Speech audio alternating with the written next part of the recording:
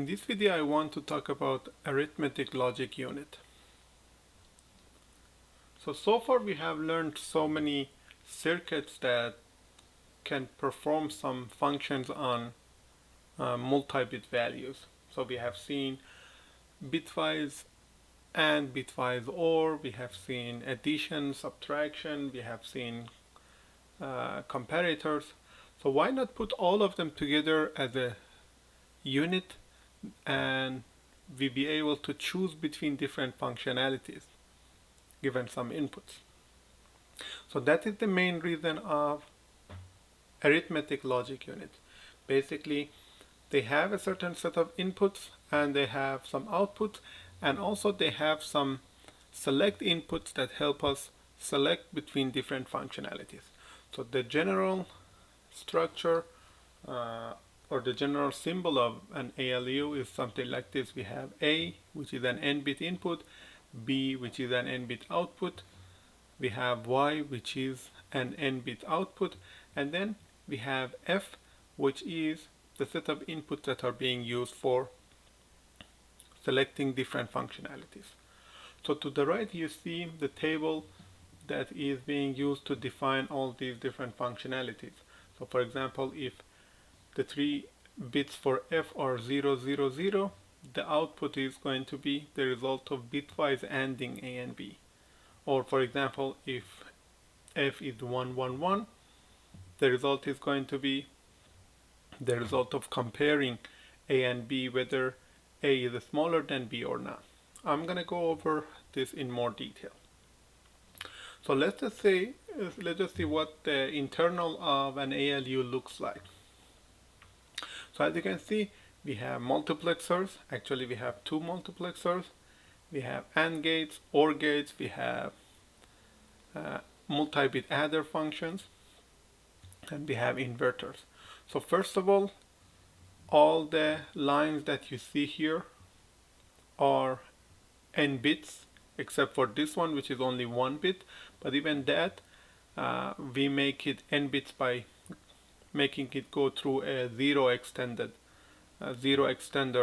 circuit. Basically, it adds necessary amount of zeros to the left, so it makes it n bit. So as you can see here, A goes directly to the set of input for this adder circuit. B, on the other hand, branches out. We create the bitwise complement of B, and also we use B itself. So for the first multiplexer, which is being fed by F2, depending on value of F2, we either choose the value of B itself or the inverse of B, or more specifically the bitwise inverse of B.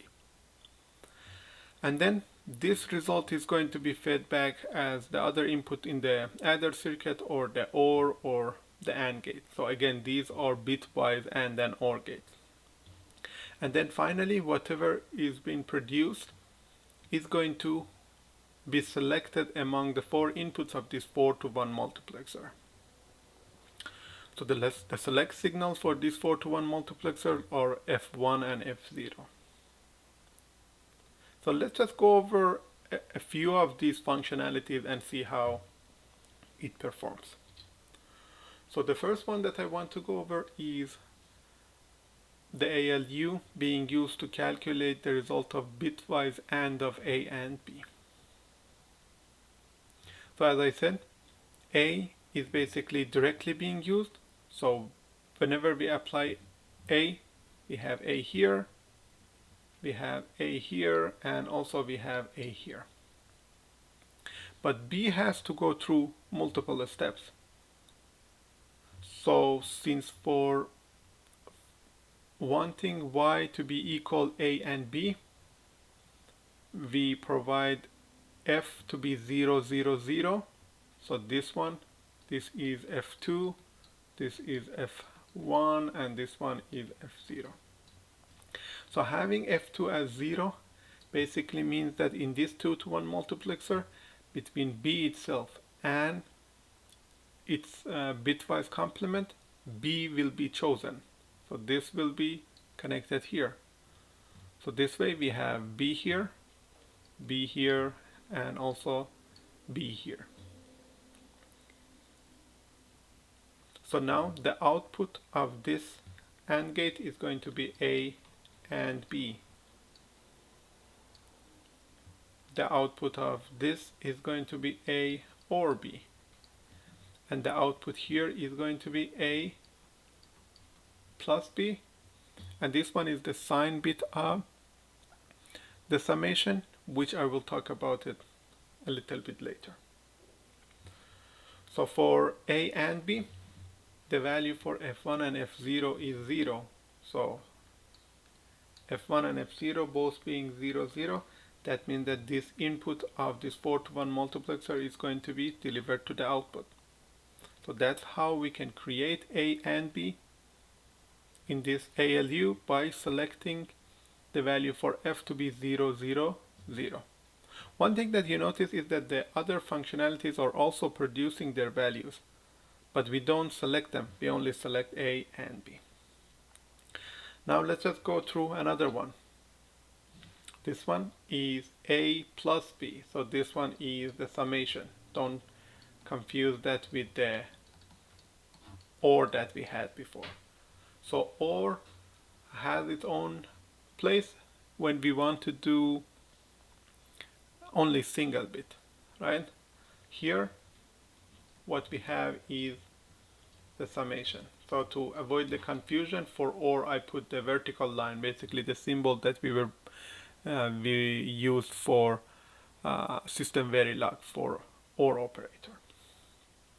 So now let us see how the summation is being calculated.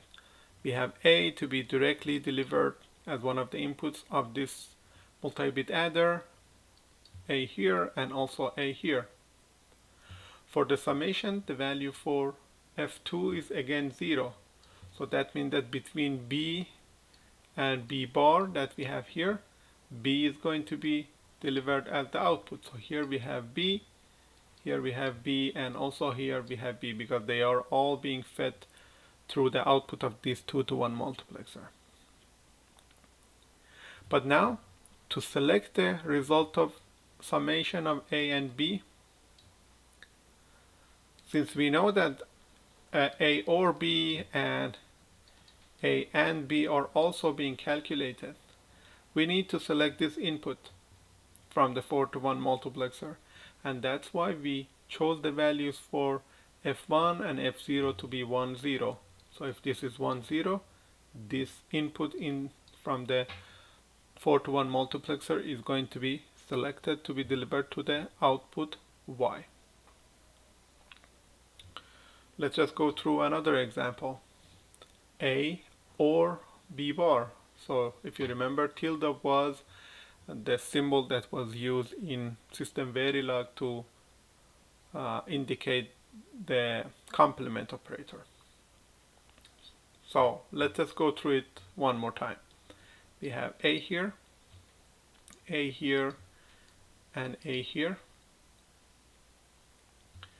For A or B bar, what we have is the value for F2 being 1. So this is F2. So F2 is 1, while F1 and F0 are both 0. So when F2 is 1, between B and B bar, which is basically the bitwise complement of values of B, in this 2-to-1 multiplexer, B bar is going to be selected to be delivered here. So now we have B bar here, we have B bar here, and also we have B bar here, because they are all being fed by the output of this 2-to-1 multiplexer. So what is being calculated here is going to be A summed with B bar. This one is A or B bar, and this one is A and B bar. So since the value for F1 and F0 is both 0, that means that this input is going to be selected to be delivered to the output. One other thing that you should notice is that F2, not only it's being used for the selection in this 2 to 1 multiplexer, but also it is being used as the carry in for this multi-bit adder. So in effect, what is happening here now is that we are calculating the summation of A plus the bitwise complement of B plus the carry in, which is basically 1. So this is in fact A plus B bar plus 1. Again, this is all summation. So that brings me to the next example that I wanted to show you, and that is A minus B. So let us see how that works. So for A minus B, we say that F2 is 1, F1 is 1, and F0 is 0. So here again we have A, and this is true for these inputs of the OR gate and the AND gate too. And these all, remember, they are multi-bit AND gates, and they calculate the bitwise AND of their two inputs. So now, between B and B bar that we have here, again, this B bar is the bitwise complement of B. Remember, B and A are n-bit numbers. So since F2 is 1, this B bar is going to be selected to be delivered to the output of this 2 to 1 multiplexer. So now we have B bar here. Also we have B bar here and B bar here. So for the output of this AND gate, we have A and B bar. And we have seen that before. For the output here, we have A or B bar. But what is interesting is for the output of this multi-bit adder circuit, what we actually do is that we calculate A being added with B bar being added with 1. Why? Because as you can see, F2 is being used as the carry-in signal for this multi-bit adder. So if you remember before, what we wanted to do when we wanted to create a subtractor circuit, we said that we are going to be using the same circuit that we designed for addition. But instead of giving A and B, we calculate the complement or the bitwise complement of B, and then we add 1. This is basically to calculate the 2's complement form of B, or to make it negative in a binary form. And that's actually what is happening here, that this A added with B bar added with 1, this is exactly equal to A minus B, because this part, flipping all the bits and then adding 1, that is basically negating a number in 2's complement form. So this A plus B bar plus 1, as long as this B bar is basically element-wise inversion, it's equal to A minus B. So since F1 and F0 are 1, 0, that means that this input is now going to be selected to be delivered to the output. So now that we have seen several of these functionalities, let's just see how this SLT works. So SLT is short for set less than. So that basically means that this output is 1 or is true, this one, when A is smaller than B. So let's just see how this thing works. So first of all, let's just go over all these initial steps that we had. So we have A being delivered directly here, and then for value of B, we should know what is the function selector. So the function selector for SLT is 1, 1, 1. So that means that F2 is 1, F1 is also 1, and F0 is also 1. So F2 here is 1, F1 and F0 are both 1s. So between B and B bar, what is happening is that we actually now select B bar. So this will be selected and will be delivered here and here too. So what we have for this is the AND of A and B bar. For this we have the OR of A and B bar, and for this one again we have A or B bar, sorry, A summed with B bar summed with 1. But when we look at the function, basically F1 and F0, we see that this 1, 1 input, or basically this fourth input, is now going to be selected. But how is this being created? As you can see, from the result of summation, we extract the most significant bit, or the sign bit, and then we extend it with zeros to make it n bits. So this sign bit, if it's 0, you need to extend it by n minus 1 more zeros to make it n bit, because it's only a single bit. Similarly, if the sign bit is 1, you have to do the same thing. You need to add n minus 1 zeros to its left to make it n bit. But let's just see what happens when A is larger than B. When A is larger than B, the sign bit of the subtraction circuit that we have here, remember, when F is 1, B bar is being selected, delivered here, and this one is being used as the carry in. So this circuit is actually now calculating A minus B. So when A is greater than 1, the result of subtraction is going to be positive, which means that the sign bit is 0. So when we extract the sign bit and we add n minus 1 zeros to its left, what we have as the output is going to be all 0. And that's how we know that A is either greater than B or equal to B. On the other hand, if A is smaller than B, A minus B is going to be negative.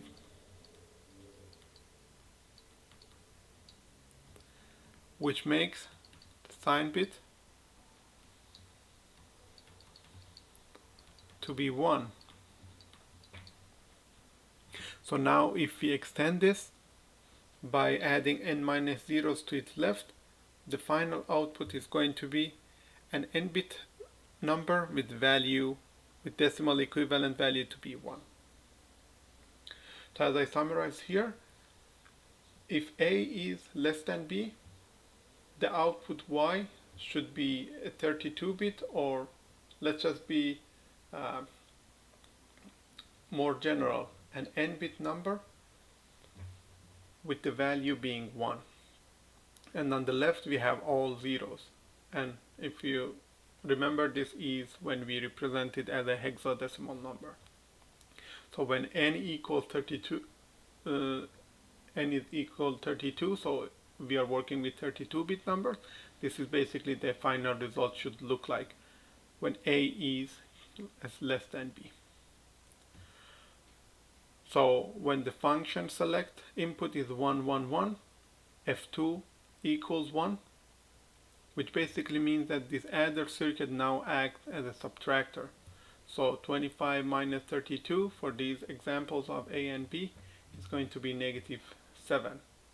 So negative 7, since it's a negative number, it has a 1 in the most significant bit, or in its sign bit.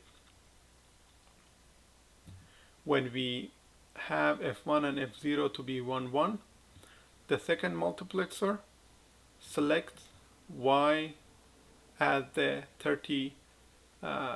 bit 32 of the result of the summation. which is going to be 1. And if we 0 extend that to make it 32 bits, this is actually the value that we have for the output.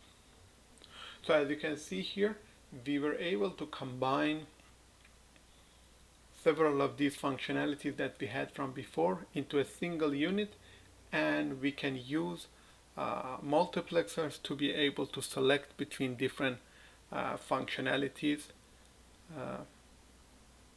that we want.